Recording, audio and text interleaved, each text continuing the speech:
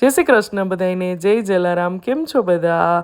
તો બસ જો સાંજનો ટાઈમ છે ને, આજે તો વરસાદ મન મૂકીને આવ્યો રાજકોટમાં અને બધાને ખૂબ મજા પડી ગઈ. પણ હજી થોડો ઘણો બફારો તો થતો જ તો એટલે વરસાદ પડે ને એટલે ગાંઠિયા ભજીયા પકોડા કંઈક તો ખાવું જ પડે, સાચું કે નહીં?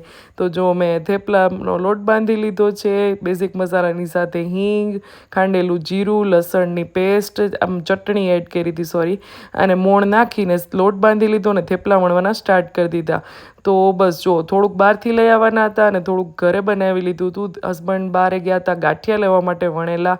એક બાજુ ચા મૂકી દીધી છે અને જો આપણા ગરમા ગરમ ગાંઠિયા પણ આવી ગયા અને મસ્ત મજાની રેડી થઈ ગઈ થાળી પણ. મને છે ને થેપલા સાથે વણેલા ગાંઠિયા હોય ને એટલે મને એની સાથે છૂંદો બહુ મજા આવે. અને આજે તો સેટરડે એટલે બધાએ વિચાર્યું કે થોડો ઘણો ફેમિલી ટાઈમ એન્જોય કરીએ. છોકરીઓની બેયની હવે દીકરીઓની સ્કૂલ સ્ટાર્ટ થઈ ગઈ છે એટલે આખું વીક તો એમને જ જાય, બેયને સ્કૂલ ને જવાનો ટાઈમ ને એ પ્રમાણે લંચ ને બધું હોય એટલે એને દોડાદોડીમાં હોય. એટલે આવી રીતે બધા બેઠા તો ફેમિલી ટાઈમ પણ એન્જોય થાય. તો આવું કંઈક હતું. આવજો.